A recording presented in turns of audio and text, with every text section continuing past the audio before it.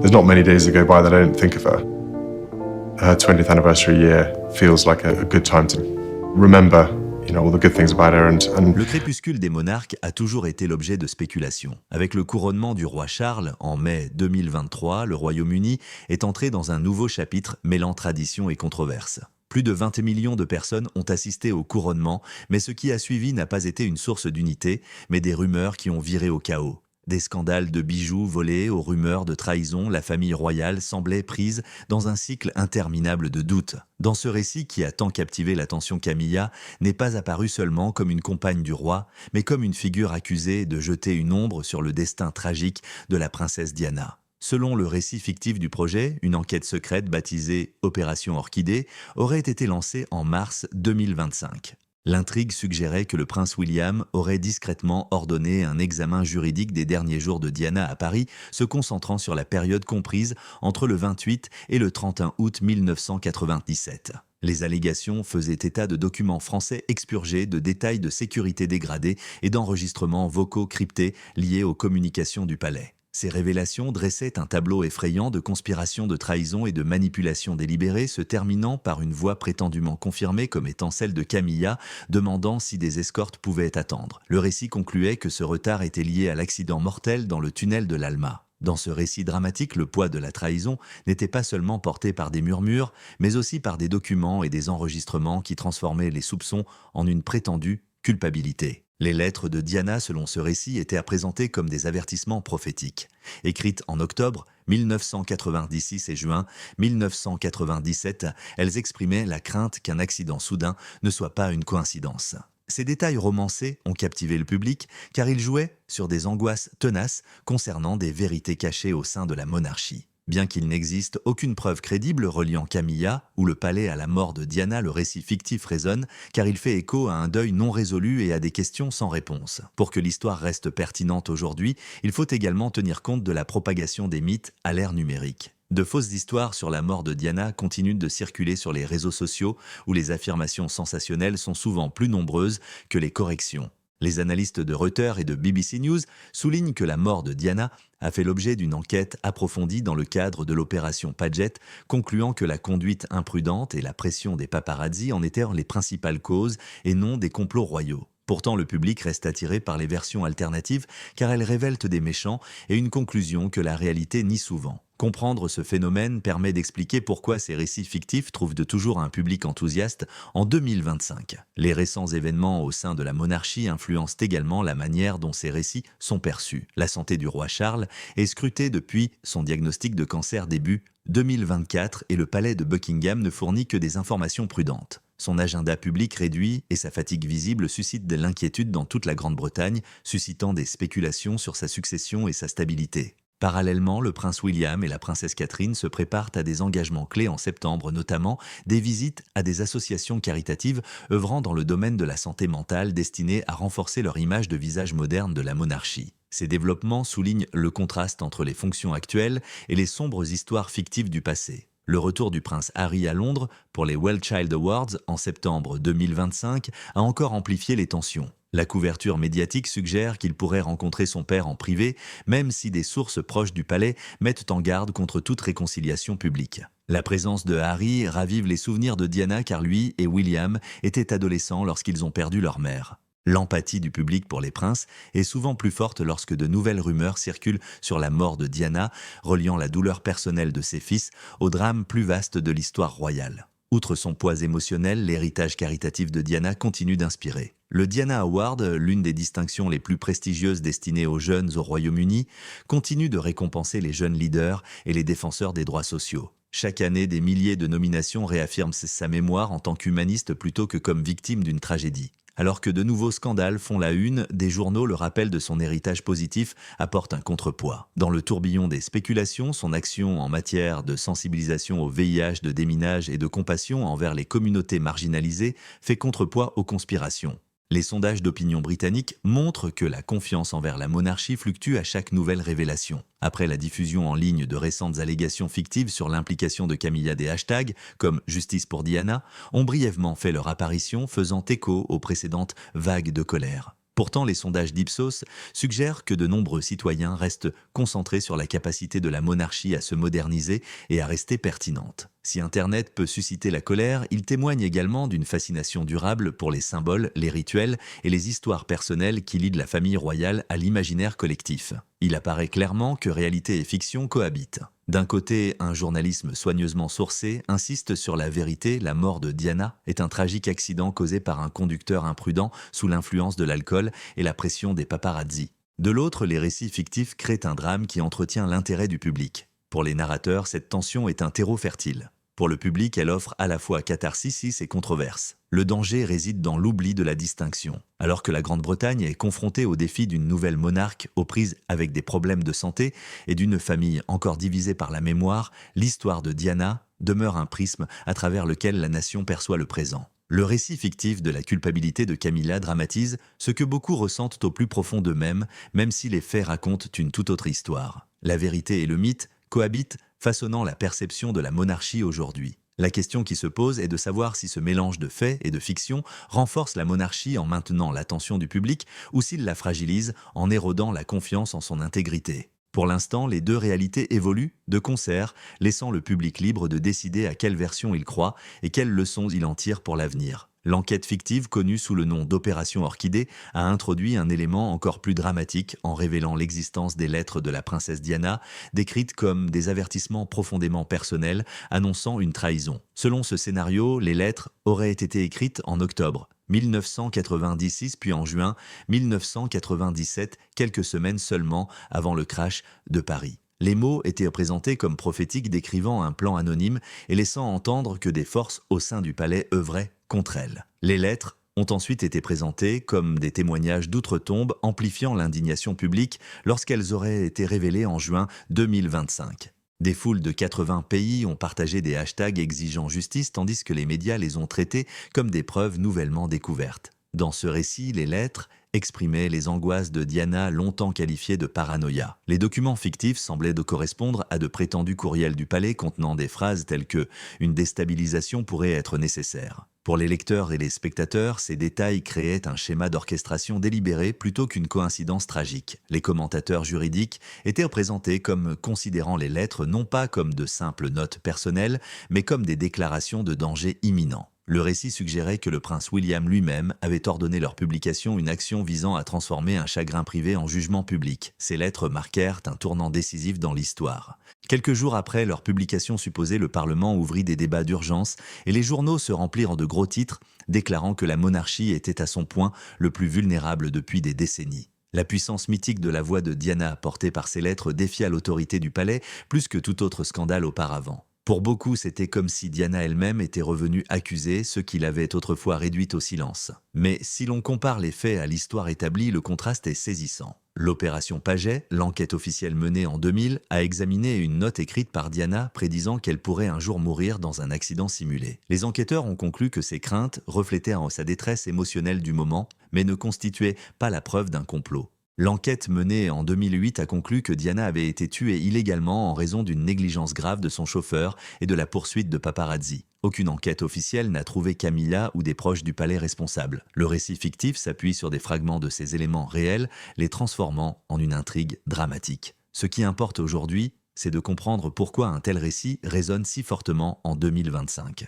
Diana demeure un symbole de compassion, d'indépendance et de tragédie, et la mémoire collective élève souvent son histoire au-delà des faits. La persistance des théories du complot illustre un désir de responsabilisation, surtout lorsque les institutions semblent réticentes à une transparence totale. Les spécialistes des médias et de l'histoire soulignent que les scandales royaux fonctionnent presque comme des mythes modernes mêlant vérité et drame pour capter des émotions que les faits seuls ne peuvent apaiser. Le poids émotionnel de ces lettres fictives est amplifié par l'actualité au sein de la famille royale. Les problèmes de santé persistants du roi Charles, reconnus publiquement par de brèves déclarations, ont suscité la sympathie mais aussi relancé le débat sur sa succession. Sa visibilité réduite a laissé William et Catherine assumer une plus grande part du rôle public. Leur équilibre délicat entre dignité et ouverture contraste avec la représentation fictive du secret et de la trahison. lorsque Catherine met l'accent sur la sensibilisation à la santé mentale ou que William s'exprime sur le changement climatique, le public interprète leurs actions comme une continuation de l'héritage de Diana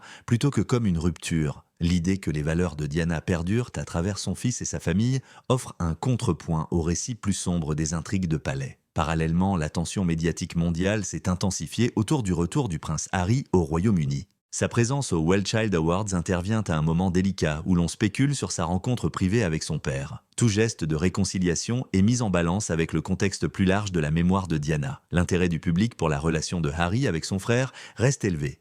Et les commentateurs soulignent souvent comment les deux princes incarnent différents aspects de l'héritage de Diana. Ces événements réels alimentent les récits romancés en leur donnant un cadre contemporain rappelant au public que l'histoire de Diana n'est pas seulement historique, mais aussi une mémoire vivante. Un autre facteur clé est la pertinence continue de l'action humanitaire de Diana. Le prix Diana, qui reçoit des nominations du monde entier, veille à ce que son héritage ne soit pas réduit à un scandale. En récompensant les jeunes leaders qui luttent contre le harcèlement, promeuvent l'inclusion ou dirigent leur communauté, le prix traduit sa compassion en résultats concrets. La persistance de ce programme démontre que la voix de Diana continue d'influencer des vies bien après sa disparition. Dans un climat d'accusations fictives et de colère publique, cet impact durable offre un ancrage. Pour la monarchie, naviguer entre mythe et réalité est une tâche délicate. Les responsables du palais ont veillé à préserver la transparence dans certains domaines, notamment en rendant publics les détails du traitement médical du roi Charles lorsque cela était possible, tout en restant prudent sur les questions privées. Cette stratégie reflète les leçons tirées des controverses passées où le silence n'a fait qu'alimenter les spéculations. Pourtant, même si l'institution tente de se moderniser, l'ombre de Diana garantit que la surveillance suivra toujours. L'histoire fictive des lettres cachées ne fait qu'amplifier les questions que l'on continue de se poser. En fin de compte, la force des lettres de Diana, qu'elles soient réelles ou dramatisées, ne réside pas dans leur poids juridique, mais dans leur force émotionnelle. Elles évoquent l'histoire d'une femme qui se sentait vulnérable au sein de l'une des institutions les plus puissantes du monde. Elles suscitent l'empathie pour ses fils qui ont perdu une mère dans des circonstances qui resteront toujours controversées. Elles attisent de la colère contre un système perçu comme privilégiant le protocole à l'humanité. Et elles garantissent que Diana demeure une figure centrale de l'histoire de la monarchie moderne, façonnant non seulement la mémoire, mais aussi les attentes pour l'avenir. Alors que la monarchie affronte le XXIe siècle avec des défis en matière de santé, de changement générationnel et de confiance du public, la résonance de ces lettres soulève une question plus vaste que celle de la culpabilité ou de l'innocence. Une institution aussi ancrée dans la tradition peut-elle s'adapter aux exigences de transparence et de responsabilité qu'exige la société actuelle ? Où les mythes continueront-ils à occuper les espaces où les faits sont muets ? Dans le récit fictif, la saga s'est envenimée lorsque la princesse Anne aurait découvert une piste financière reliant l'entourage de Camilla à la nuit de l'accident mortel de Diana. Selon ce récit, Anne était dépeinte comme une personne acharnée remontant la piste de fonds provenant de trusts offshore jusqu'à une société de sécurité parisienne. Cette société présentée comme Lucentia Global aurait reçu des millions juste avant l'accident. Des courriels et des documents suggéraient des ordres de perturbation à l'hôtel Ritz où Diana et Dodi Al-Fayed avaient dîné lors de leur dernier soir. Ce détail a constitué la pierre angulaire du récit, transformant les soupçons en accusations d'ingérence coordonnée. Pour le public, de telles révélations ont offert le spectacle d'un enquêteur méticuleux au sein de la famille royale, révélant une trahison interne. L'intrigue atteignit son apogée lorsque le prince William fut décrit comme ayant émis un mandat d'arrêt extraordinaire invoquant la loi sur l'intégrité de la couronne rarement utilisée. Des récits fictifs affirmèrent qu'il ordonna l'arrestation de Camilla, preuve à l'appui fourni par sa tante. De telles scènes captivèrent l'imagination en montrant la génération suivante agissant avec détermination là où les aînés hésitaient. Selon ce récit, la fureur du public éclata instantanément, les réseaux sociaux étant inondés de hashtags tels que « Justice pour Diana ». Les protestations et les gros titres mondiaux déclarèrent une crise de la monarchie et pour la première fois, la fiction plaça la reine consort non pas dans le luxe, mais en détention. Le récit décrivait ensuite un tribunal à Westminster Hall où des accusations de complot de diffamation et d'obstruction à la vérité furent lues devant les caméras et la foule. Les lettres de Diana, ses prétendus virements bancaires et ses enregistrements devinrent les pièces à conviction d'un spectacle judiciaire. Les scènes d'audience accentuèrent le drame émotionnel, William lui-même lisant à voix haute les paroles de sa mère déclarant que le pardon ne lui appartenait pas, mais seulement la justice. Le verdict fictif était dramatique, coupable déchu de ses titres et condamné à l'exil. Pour un public imprégné de décennies d'intrigues royales, ce verdict offrait à la fois une conclusion et une catharsis. La réalité, bien sûr, est tout autre. Il n'y a eu aucun tribunal, aucune découverte extraterritoriale et aucune preuve reliant Camilla ou d'autres membres de la famille royale à un complot. Les enquêtes officielles restent cohérentes dans leur conclusion. La mort de Diana est un accident causé par une conduite négligente sous l'influence de l'alcool et une traque incessante des paparazzis. Pourtant, ce tribunal fictif résonne car il met en scène ce que beaucoup désirent émotionnellement, un jugement que l'histoire semble nier. Le mélange de faits et d'imagination continue de brouiller les pistes pour le public, mettant au défi le journalisme responsable de maintenir la clarté. Dans le contexte actuel, ce mélange a des conséquences. La monarchie est sous pression, non pas à cause de complots cachés, mais à cause de défis bien réels, la santé du roi Charles, la nécessité d'une transition générationnelle et la surveillance constante de l'opinion publique. La fragilité visible de Charles lors de ses apparitions a ravivé les débats sur sa succession, d'autant plus que William et Catherine occupent des rôles plus prestigieux. Les sondages d'opinion montrent une hausse constante de leur cote de popularité, Catherine en particulier, étant perçue comme incarnant la compassion autrefois associée à Diana. Cela renforce le lien émotionnel entre le public et les jeunes membres de la famille royale tout en contrastant avec l'image fictive plus sombre de Camilla. Les événements récents mettent encore davantage en évidence la fragilité de cet équilibre. La présence de Harry à Londres pour des événements caritatifs continue de susciter l'intérêt des médias, notamment lorsqu'elle est mise en parallèle avec les relations tendues avec son frère. Les analystes de la BBC et de DW soulignent que ces apparitions ravivent bien souvent les débats sur la manière dont les fils de Diana interprètent différemment son héritage. Alors que Harry privilégie l'ouverture d'esprit et la critique de l'institution, William se positionne comme un réformateur de l'intérieur. Ces deux récits placent Diana au cœur de l'histoire de la monarchie, démontrant que son influence demeure puissante bien après sa mort. À l'échelle internationale, l'image de Diana demeure une force culturelle. Des rapports de Reuters soulignent que le tourisme lié à sa mémoire des visites du domaine d'Altorp au tunnel du pont de l'Alma à Paris continue d'attirer des milliers de personnes chaque année. Cette fascination a des dimensions aussi bien économiques qu'émotionnelles. Les médias du monde entier continuent de célébrer l'anniversaire de sa mort par des programmes spéciaux, renforçant son statut de figure emblématique de l'empathie mondiale. Ces événements réels renforcent l'attrait des récits romancés pour un public aussi large. Diana n'est pas seulement une figure royale, mais une icône mondiale. Parallèlement, les institutions s'adaptent. Le prix Diana continue de servir de passerelle entre son héritage et les enjeux sociaux contemporains, récompensant les jeunes militants qui promeuvent la sensibilisation à la santé mentale, l'inclusion et le leadership. Chaque nouvelle cohorte perpétue ces valeurs de manière concrète, offrant un contrepoids aux récits spéculatifs. Ce faisant, le prix souligne que la mémoire de Diana est mieux honorée par l'action que par les complots. Cette réalité offre un ancrage significatif dans un océan de récits dramatiques. Pourtant, la fiction reste séduisante. Les récits de tribunaux secrets, d'arrestations secrètes et d'exil donnent au public le sentiment que justice a été rendue, même lorsque l'histoire en dit autrement. Le récit du tribunal, avec ses coups de marteau et son verdict public, fonctionne comme un théâtre moderne rejouant le chagrin et la colère collectifs jusqu'à ce qu'ils trouvent une issue. Pour le spectateur, cela importe peut-être plus que l'exactitude des faits, ce qui soulève des questions sur la façon dont les mythes façonnent la mémoire collective. Les spécialistes de la culture soutiennent que lorsque les institutions ne parviennent pas à offrir une conclusion, la société l'invente souvent à travers des histoires. Alors que la monarchie fait face aux défis actuels, la persistance de ces récits fictifs illustre la fragilité de la confiance. Elle souligne également combien l'histoire de Diana demeure au cœur de la perception royale. Que ce soit par des faits avérés ou des intrigues dramatisées, sa présence définit les attentes du public. Le défi pour l'institution est de préserver la transparence et la compassion tout en résistant à l'érosion causée par la rumeur. Pour le public, le défi est de s'approprier le mythe tout en se souvenant de la vérité. Le tribunal n'a peut-être jamais eu lieu, mais les questions qu'il incarne continuent de façonner la monarchie aujourd'hui. Comment la couronne peut-elle se réconcilier avec un deuil qui n'a jamais été complètement guéri ? Une institution associée au secret peut-elle devenir synonyme de transparence ? Et l'héritage de Diana sera-t-il toujours le critère à l'aune duquel tous les futurs membres de la famille royale seront jugés ?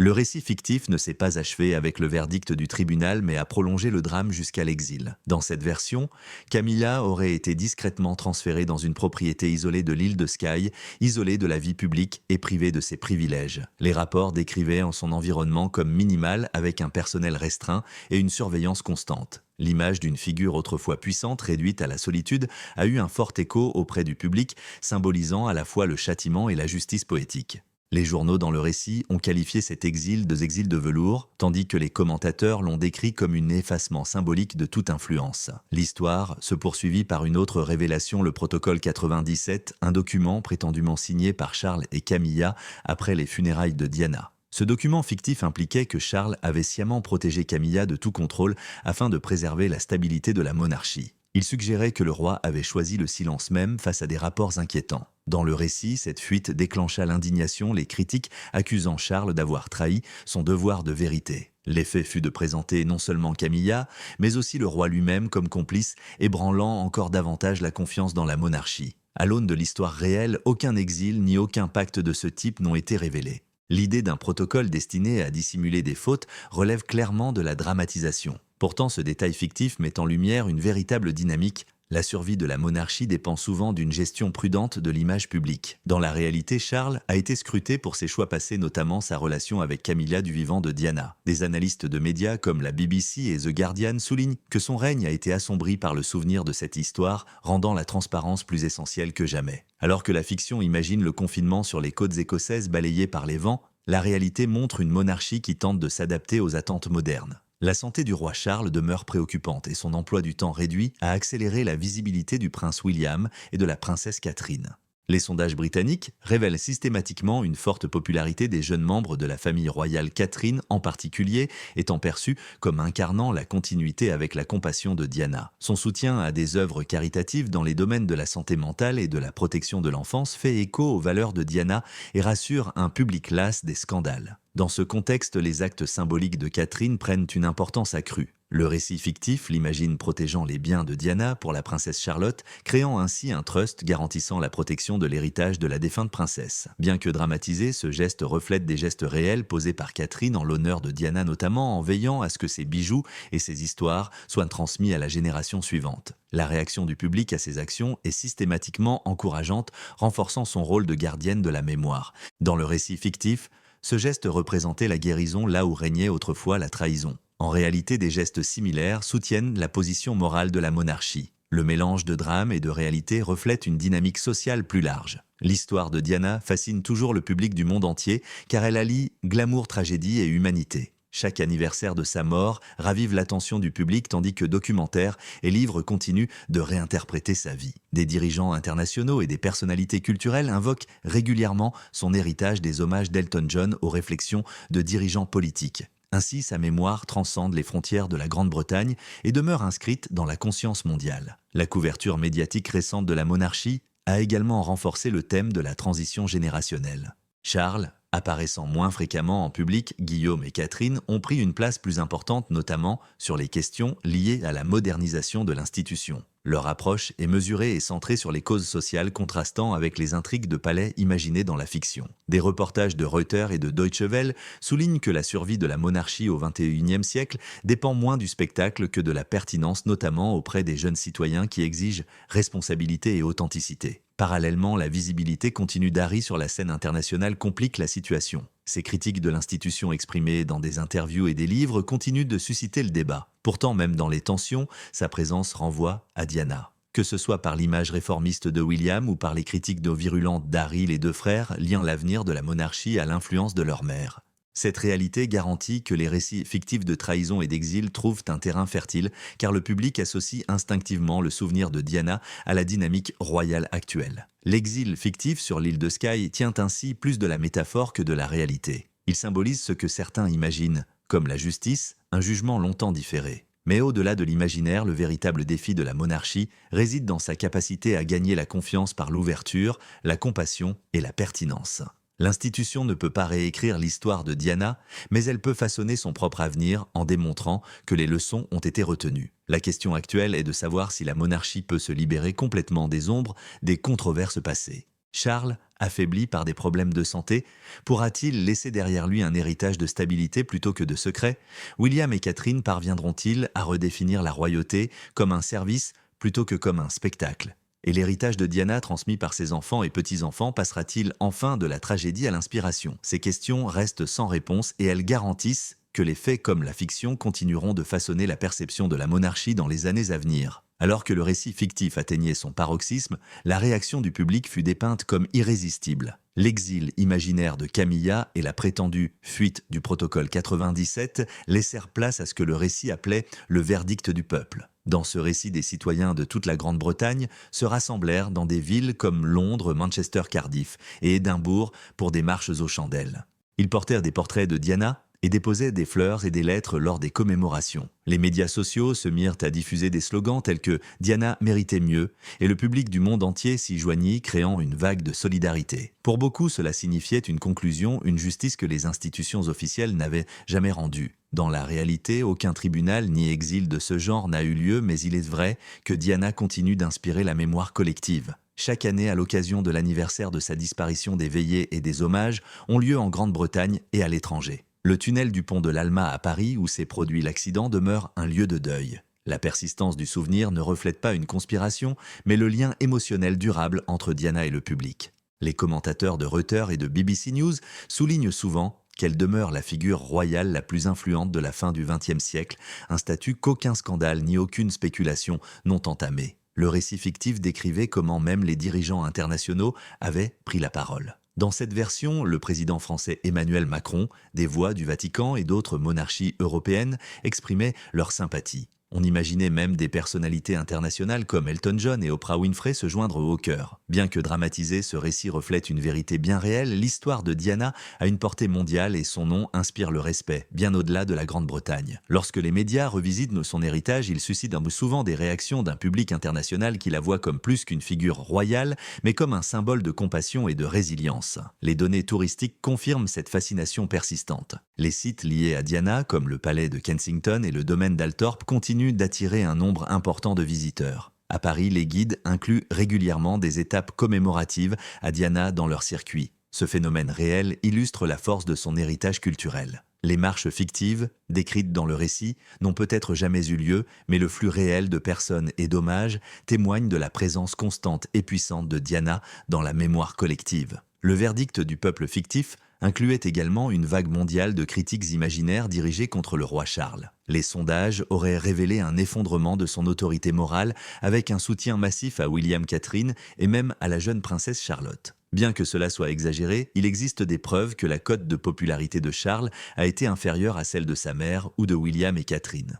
Les sondages d'Ipsos et de YouGov suggèrent que la survie à long terme de la monarchie repose en grande partie sur les jeunes membres de la famille royale perçus comme modernes et attachants. Catherine en particulier figure régulièrement parmi les figures les plus dignes de confiance de la famille. Cela renforce l'arc narratif qui place l'influence de Diana au cœur de la continuité royale. Un moment dramatique central de l'histoire fictive fut le geste de Catherine de protéger les biens de Diana pour Charlotte. Ce geste symbolique était décrit comme à la fois privé et monumental, garantissant la transmission des biens de Diana à sa petite-fille. En réalité, les bijoux de Diana faisaient déjà partie intégrante de la vie de la famille de William, notamment sa célèbre bague de fiançailles en saphir portée par Catherine. Ces gestes ont une forte résonance symbolique reliant passé et présent d'une manière immédiatement reconnaissable par le public. En faisant écho à la mémoire de Diana Catherine, renforce à la fois son image et le lien entre la monarchie et le peuple. Le verdict du peuple fictif concluait sur l'idée que le public avait déjà couronné sa reine en esprit, non par lignée mais par confiance. Cela fait écho aux tendances des réels de l'opinion publique. Les sondages montrent un déclin constant du soutien général à la monarchie, mais une forte admiration pour Guillaume et Catherine en tant qu'individus. Leur rôle de passerelle entre tradition et valeurs modernes est largement reconnu. Les analystes affirment que la survie de la monarchie au XXIe siècle pourrait dépendre moins du cérémonial que de la perception de sincérité, d'empathie et de service. Parallèlement, le rôle de Harry demeure au cœur du débat général. Ses critiques de l'institution exprimées dans ses mémoires et ses interviews continuent d'alimenter le débat. Bien que source de division, son point de vue garantit que la voix de Diana est toujours présente dans les discussions sur la monarchie. Dans les récits de fiction, William et Harry sont souvent présentés comme se situant aux antipodes de l'héritage de leur mère. En réalité, tous deux incarnent des interprétations différentes de son influence, William comme le réformateur au sein du système, Harry comme le challenger en dehors. Leur lien commun avec Diana garantit que son histoire restera au cœur de l'image de la monarchie pendant des décennies. Les marches et les verdicts fictifs illustrent comment l'imagination publique comble des lacunes que la réalité ne peut combler. La justice ne sera peut-être jamais rendue au tribunal pour une tragédie déjà qualifiée d'accidentelle, mais la justice symbolique se manifeste dans la culture, la mémoire et l'identité collective. Que ce soit par le biais de veillées d'hommage, de sondages ou de fiction, le peuple continue de rendre son jugement. La monarchie doit naviguer avec prudence dans ce paysage en équilibrant tradition et transparence, symbolisme et sincérité. En fin de compte, le verdict du peuple dans la fiction représente une vérité émotionnelle. L'histoire de Diana continue de définir la manière dont la monarchie est jugée. Alors que la Grande-Bretagne est confrontée à un changement générationnel, à des inquiétudes concernant la santé de la reine et à des questions récurrentes sur sa pertinence, sa mémoire demeure à la fois un défi et un guide. La nation continue de se demander si la couronne peut perpétuer ses valeurs de compassion, d'ouverture et d'humanité. Tant que ces questions n'auront pas trouvé de réponse complète, mythe et réalité façonneront l'avenir de la monarchie.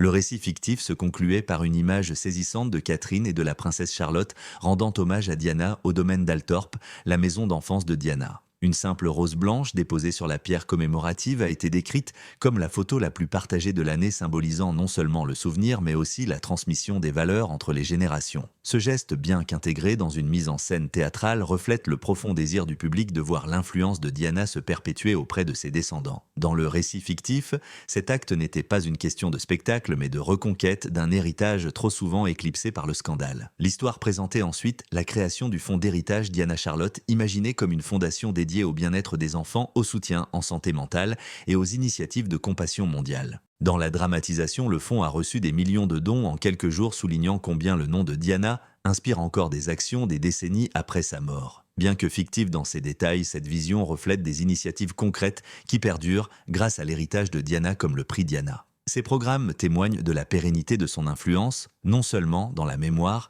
mais aussi par des résultats concrets pour les communautés du monde entier. Le récit fictif présente également Catherine comme une figure montante de l'autorité morale, surpassant les codes de popularité des membres de la famille royale précédents et incarnant les aspirations du peuple chez une reine. Les sondages confirment sa popularité constante, les enquêtes d'Ipsos et de YouGov la désignant comme l'une des personnalités les plus respectées de Grande-Bretagne.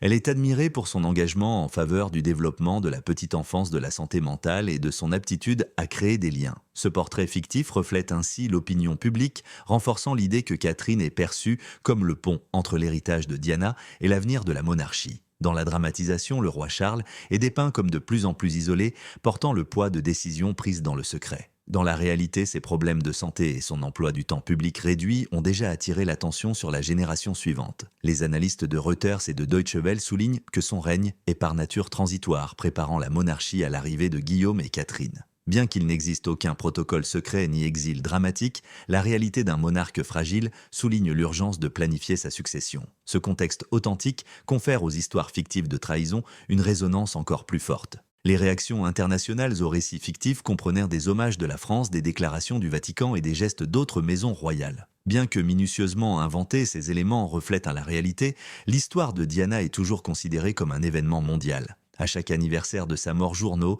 et radiodiffuseurs du monde entier revisitent sa vie. Les hommages de personnalités publiques et de simples citoyens montrent que son attrait transcende les frontières, faisant d'elle l'une des personnalités les plus emblématiques du XXe siècle. Cette universalité explique pourquoi les récits fictifs de justice et de réconciliation touchent un public bien au-delà de la Grande-Bretagne. La conclusion théâtrale imaginée est également une monarchie remodelée par la responsabilité, l'héritage de Diana étant assuré légalement et symboliquement pour la princesse Charlotte. La réalité ne peut offrir la même justice théâtrale, mais elle offre une continuité par la tradition et le symbolisme. Les bijoux de Diana, portés par Catherine, ses causes défendues par William et son esprit reflété par ses petits-enfants renforcent sa présence durable. Ces gestes modestes mais significatifs confèrent à la monarchie sa plus puissante légitimité, le lien avec une figure qui reste aimée. La force durable de l'histoire de Diana réside dans l'interaction entre faits et imaginaire. Des enquêtes officielles comme l'opération Pagette ont établi les circonstances de sa mort comme un tragique accident. Pourtant, mythes et récits alternatifs continuent de prospérer, offrant une conclusion là où les faits ne le permettent pas. Cette tension illustre le fonctionnement de la mémoire collective, façonnant les institutions autant que l'histoire. Pour la monarchie, le défi consiste à naviguer entre honorer la mémoire et corriger la désinformation, un équilibre qui déterminera sa survie à l'ère moderne. Alors que la Grande-Bretagne est confrontée à l'incertitude politique, aux défis internationaux et aux changements générationnels au sein de sa monarchie, l'héritage de Diana demeure une référence. Sa compassion, son ouverture d'esprit et son sens humain sont des qualités que le public exige aujourd'hui de ses membres. La capacité de Catherine à incarner ses valeurs tout en préparant Charlotte à en hériter garantit que l'influence de Diana continuera de façonner l'avenir. La fiction peut exagérer la trahison et la justice, mais la vérité profonde est que l'histoire de Diana définit toujours la monarchie. Au final, le récit fictif rendait justice poétiquement en imaginant l'exil de Camilla et le règlement de comptes silencieux de Charles. La réalité n'offre pas de scène aussi dramatique, mais elle témoigne d'une monarchie constamment scrutée, façonnée par le souvenir d'une princesse qui a redéfini la royauté. La couronne appartient peut-être au roi et aux reines, mais dans le cœur de millions de personnes, la véritable couronne a toujours été celle de Diana. Son héritage ne se mesure pas en joyaux ou en titres, mais en compassion portée par ses fils, ses petits-enfants et ceux qui perpétuent son œuvre. Tel est le verdict éternel, le jugement du peuple qu'aucune institution